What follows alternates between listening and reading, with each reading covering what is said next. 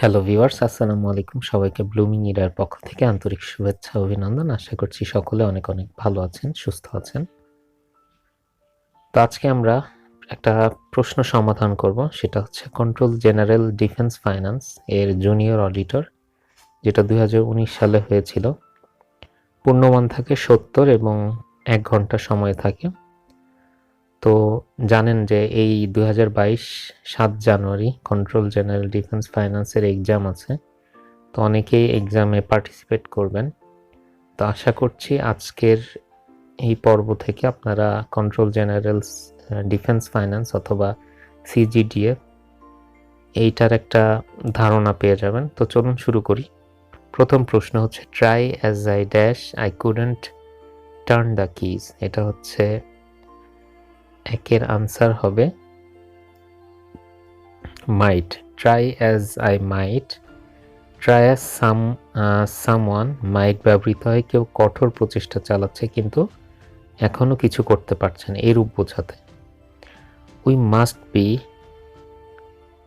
cautious about ceiling the roof before the rainy season starts, মানে হচ্ছে ছাদের ফাঁকফোকর বন্ধ করা অর্থে সিল শব্দটি ব্যবহার হয় যাতে বায়ু, পানি বা অন্য কোনো কিছু প্রবেশ করতে না পারে। এটা হচ্ছে সিলিং হবে, যেটা হচ্ছে ফাঁকফোকর বন্ধ করা অর্থে। তো পরের প্রশ্ন, the engineer inspected the dash and gave his approval for the factory. এটা হবে site.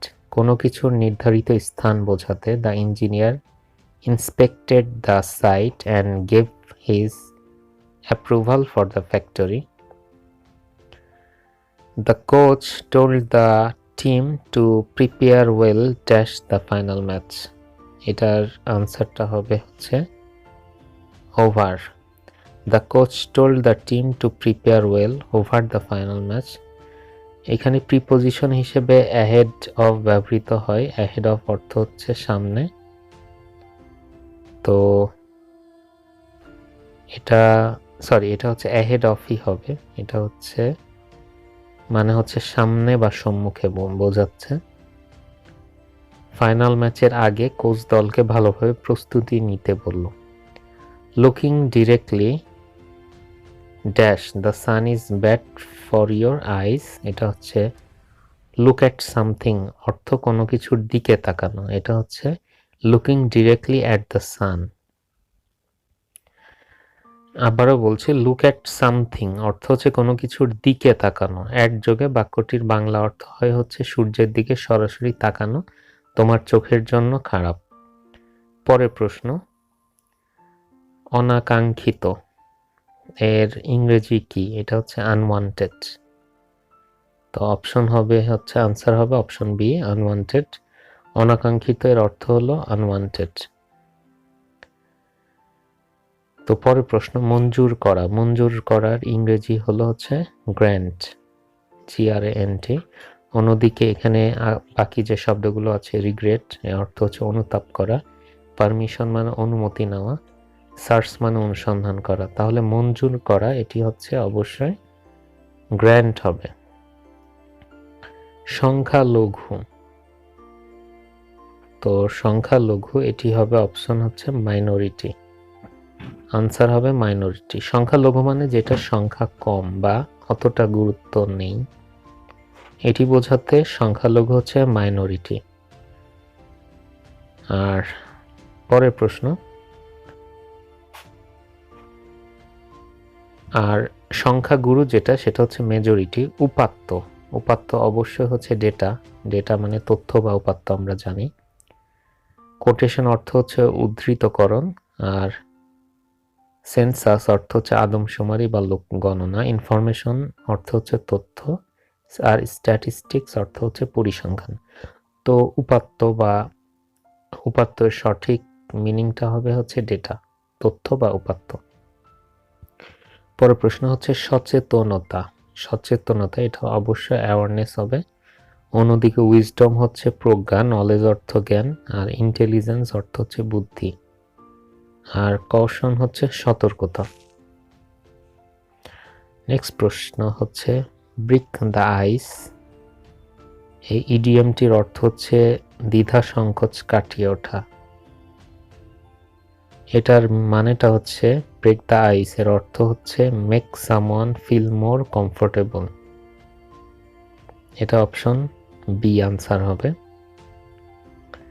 Call it a day, এটার এই ইডিয়মসটির অর্থ হচ্ছে যথেষ্ট হয়েছে বলে কোনো কিছু করা থামানো।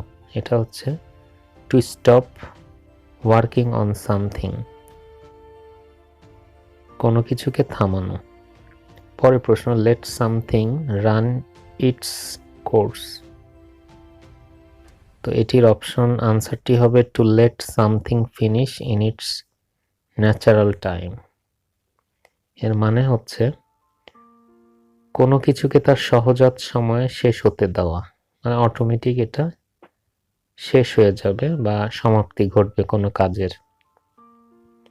আন্ডার দ্য ওয়াটার, এটার অর্থ হচ্ছে সিক, অসুস্থ। এটা একটা ফ্রেজ। অন্যদিকে অ্যাংরি অর্থ রাগান্বিত, নার্ভাস হচ্ছে বিচলিত, মুডি অর্থ বদমেজাজি, আর আপসেট অর্থ হতাশ। তো আন্ডার দ্য ওয়েদার এটির অর্থ হচ্ছে সিক বা অসুস্থ।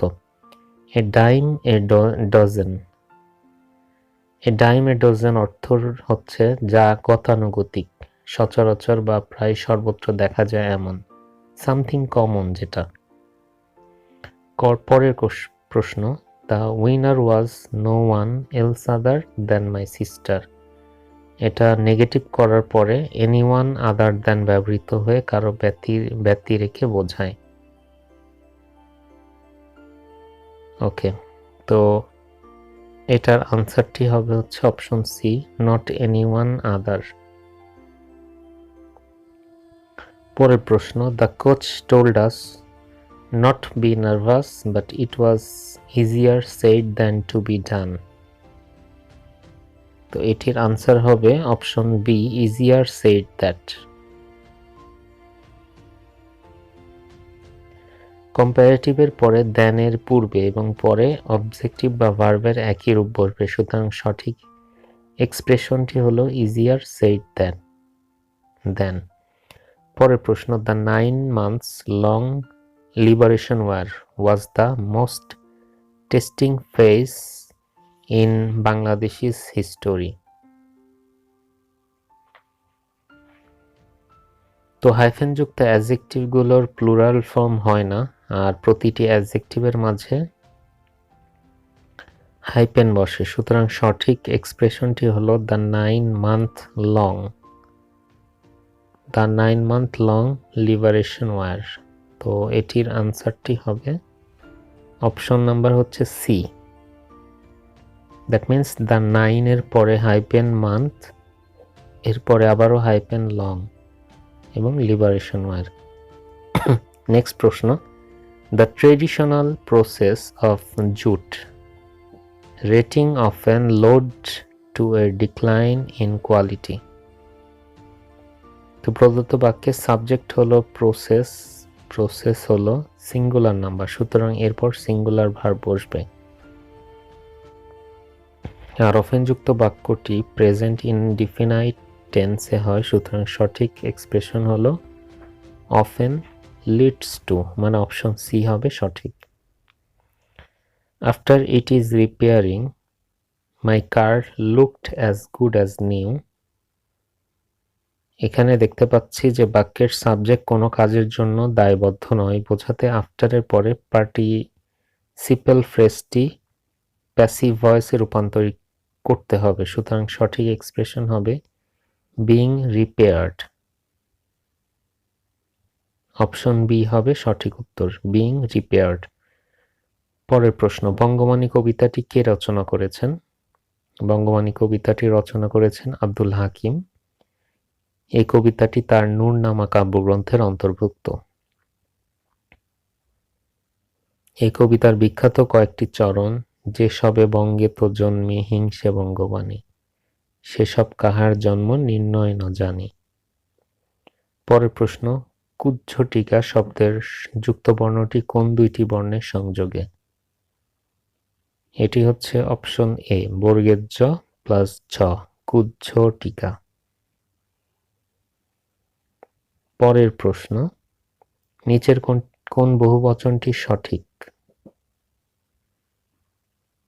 কুল, সকল, সব, সমূহ সমষ্টিবোধক শব্দগুলো।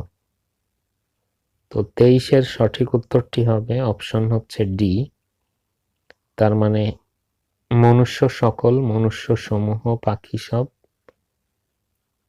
তিনটাই হবে আনসার। কিরণ শব্দের সঠিক সমার্থক শব্দ কোনটি? কিরণের সমার্থক শব্দ হচ্ছে প্রভা। কিরণের আরো কয়েকটি সমার্থক শব্দ হচ্ছে কর, আলো, রশ্মি, জ্যোতি, অতি, অংশু, দীপ্তি। আর ঢেউয়ের সমার্থক শব্দ হচ্ছে তরঙ্গ, উর্মি, বীচি, কল্লোল, হিল্লোল। নিরুৎসাহ শব্দের সঠিক ব্যাস বাক্য কোনটি? উৎসাহের অভাব। তার মানে আনসার হবে অপশন বি। পরের প্রশ্ন, আর্যক শব্দে আর উপসর্গটি কি অর্থে প্রকাশ করেছে?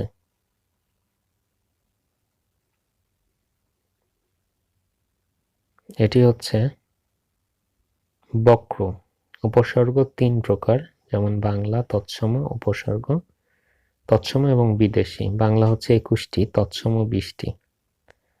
বাংলা আর উপসর্গটি গঠিত আর্চোকে, যার আর উপসর্গটি বক্র অর্থে ব্যবহৃত হয়েছে। আবার আসিব ফিরে কবিতাটি কার লেখা? কবি জীবনানন্দ দাশ রচিত রূপসী বাংলা কাব্যগ্রন্থের একটি উল্লেখযোগ্য কবিতা।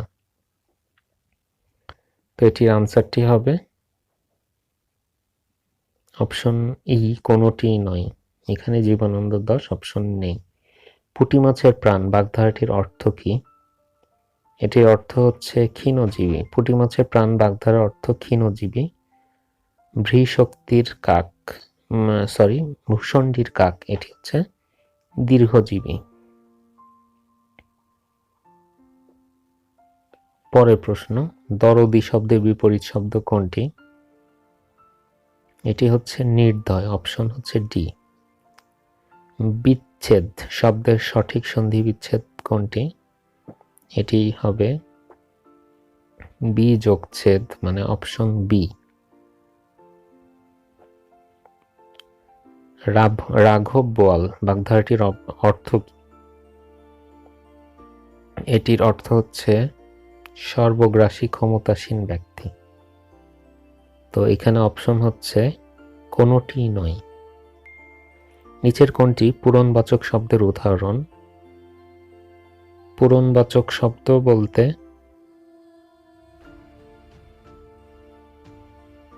ক্রম বা পূরণবাচক বোঝায়। তো 32 অপশন এ, দ্যাট মিন্স একাদশ। একাদশ হচ্ছে পূরণবাচক। পাঁচশিকি, এটি হচ্ছে গণনাবাচক। তারিখবাচক হচ্ছে পহেলা। সো সঠিক উত্তরটি হবে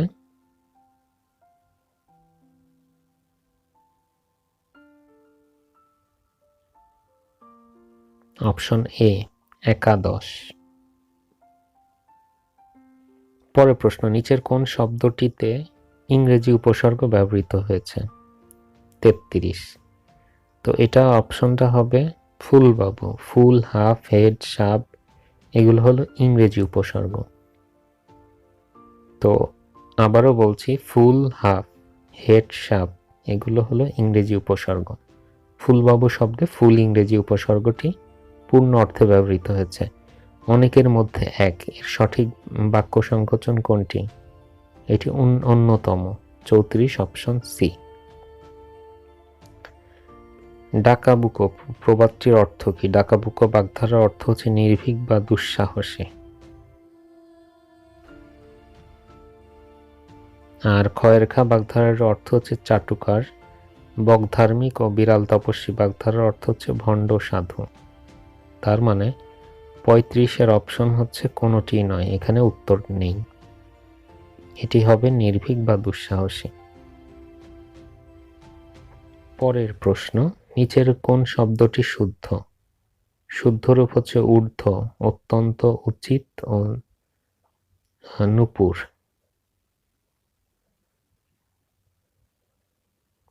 তো নিচের কোনটি সঠিক? এখানে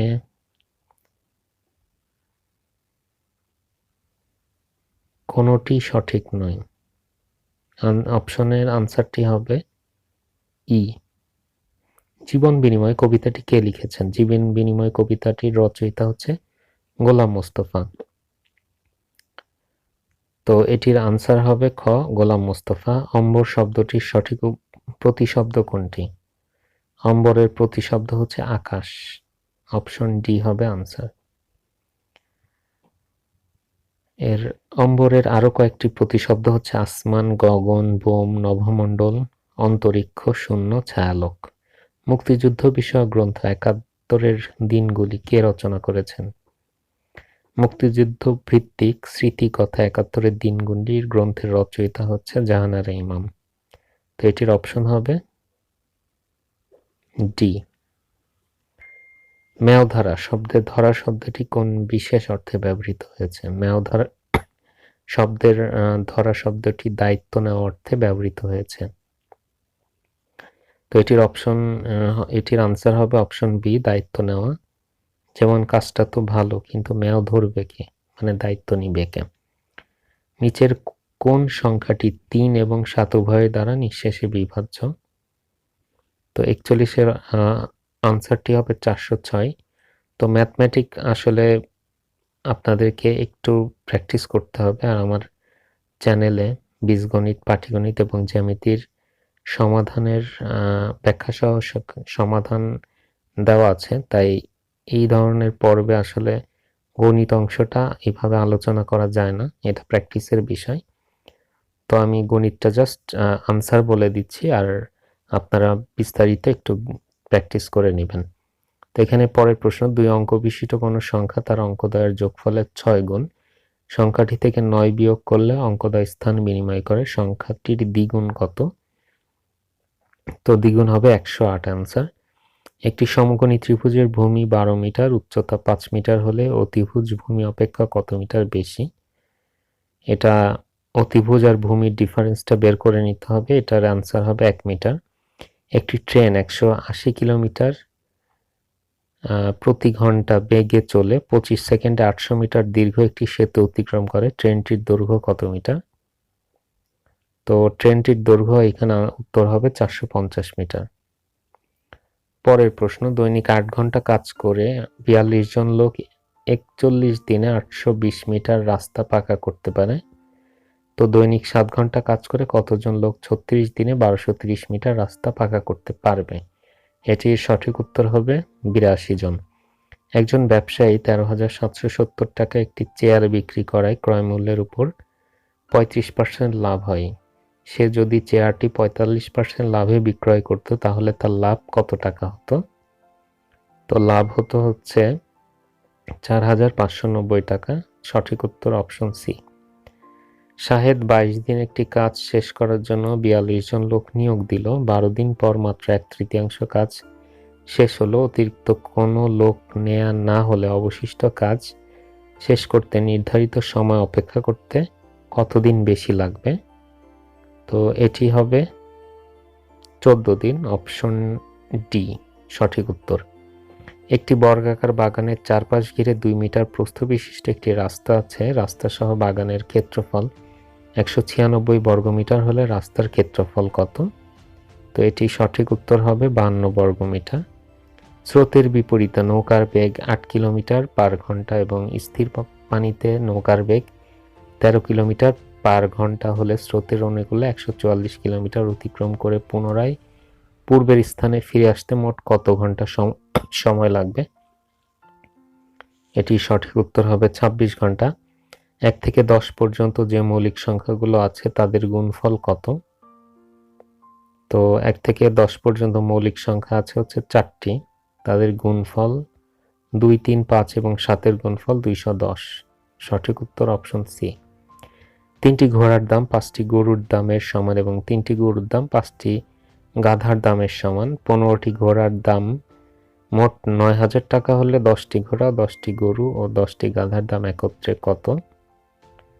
তো এটির সঠিক উত্তরটি হবে 11,760 টাকা।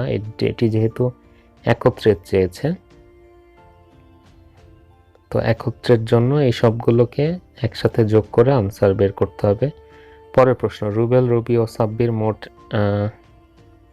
11,000 টাকা নিয়ে ব্যবসা আরম্ভ করলো। রুবেল ও রবি সমান মূলধন নিলেও সাব্বির তাদের প্রত্যেকের চেয়ে 1,000 টাকা কম বিনিয়োগ করে। ব্যবসায় মোট 1,210 টাকা মুনাফা হলে সাব্বির কত টাকা পাবে? এটির সঠিক উত্তর হলো 330 টাকা। একটি ক্লাসে ছাত্রদের গণিতে প্রাপ্ত মোট নম্বর থেকে 100 বাদ দেওয়ার পর ছাত্রদের প্রাপ্ত নম্বরের গড় 50 থেকে 48-এ নেমে আসলো। ওই ক্লাসে মোট ছাত্র সংখ্যা কত? এটির সঠিক উত্তর হবে 50। পরের প্রশ্ন, বার্ষিক 8% সুদে 1,200 টাকার 5 বছরের যে সুদ হয়, বার্ষিক 6% সুদে কত টাকার 10 বছরের তত সুদ হবে? সঠিক উত্তর হবে 800 টাকা।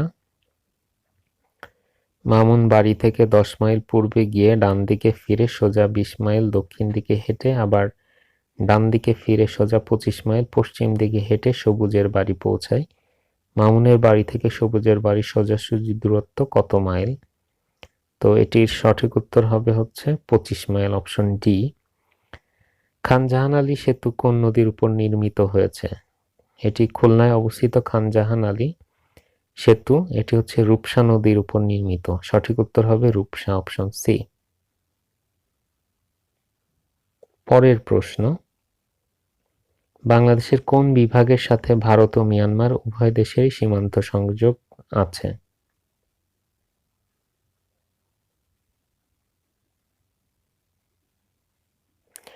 বাংলাদেশের মোট বিভাগ হচ্ছে 8টি। সঠিক উত্তরটি হবে অপশন সি, তার মানে ফেনী ও এটি হচ্ছে ময়মনসিংহ। ভারত ও মিয়ানমার উভয় দেশেরই সীমান্ত সংযোগ আছে হচ্ছে ময়মনসিংহ। বাংলাদেশের মোট 8টি বিভাগ, এদের ভিতরে চট্টগ্রাম বিভাগের রাঙামাটি জেলার সাথে ভারত ও মিয়ানমারের উভয় দেশের সীমান্ত রয়েছে।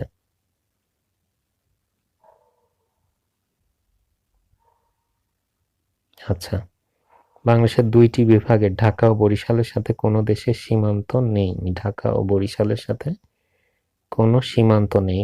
উল্লেখ্য যে বাংলাদেশের মোট সীমান্তবর্তী জেলা 32টি, এগুলোর মধ্যে ভারতের সাথে 30টি এবং মিয়ানমারের সাথে 3টি জেলার সীমান্ত রয়েছে।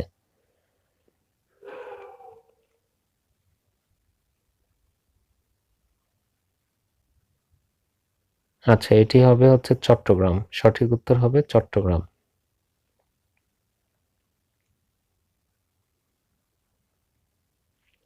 নিচের কোন নদীগুলোর উৎপত্তি ও সমাপ্তি বাংলাদেশে? এটির সঠিক উত্তর হবে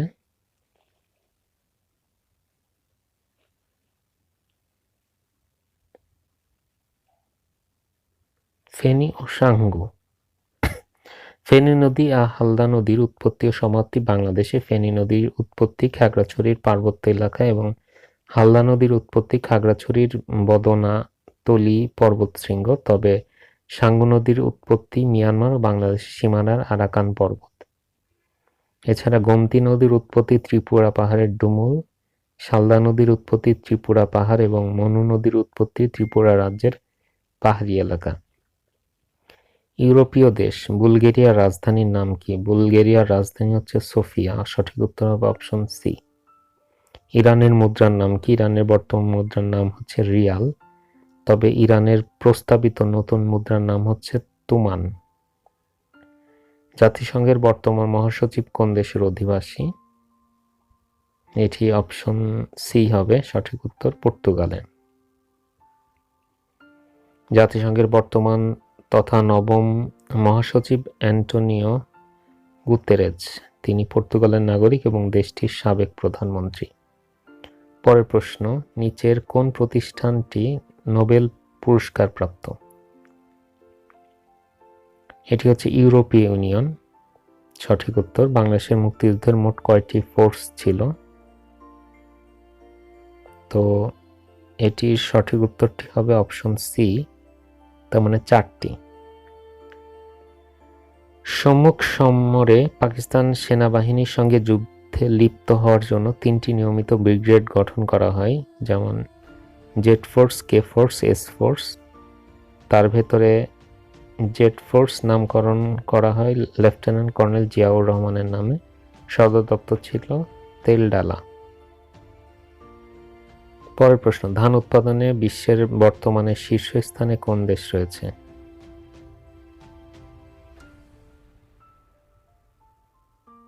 এর সঠিক উত্তর হচ্ছে চীন। ধান উৎপাদনে বিশ্বের শীর্ষস্থানে হচ্ছে চীন।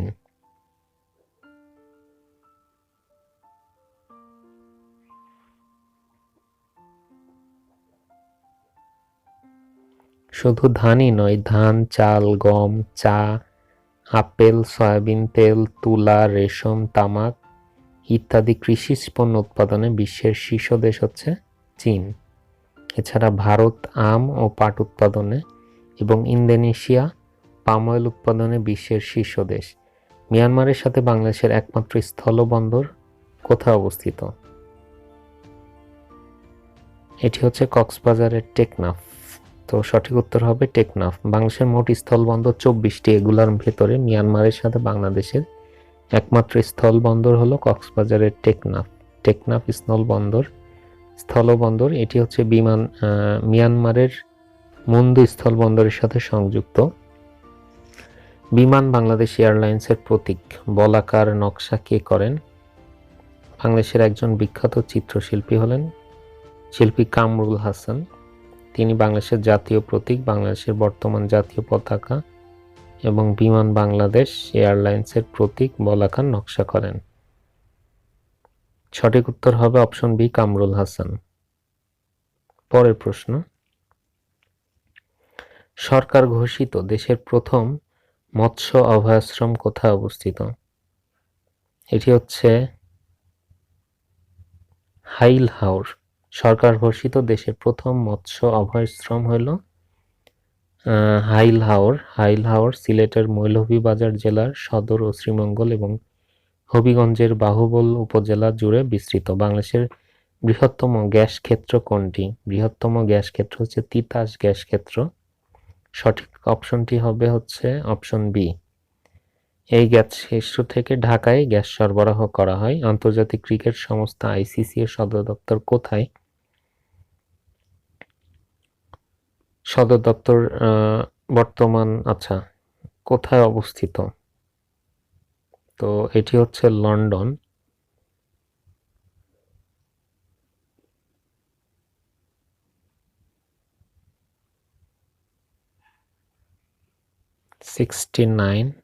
এখানে সঠিক অপশন দেওয়া হচ্ছে মেলবোর্ন।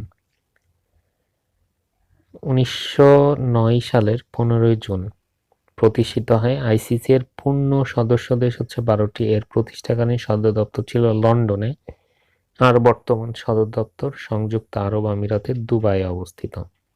ডিজিটাল বাংলাদেশ দিবস কত তারিখে পালন হয়? এটি হচ্ছে 12ই ডিসেম্বর পালিত হয় ডিজিটাল বাংলাদেশ দিবস। তো এটি একটা গুরুত্বপূর্ণ প্রশ্ন।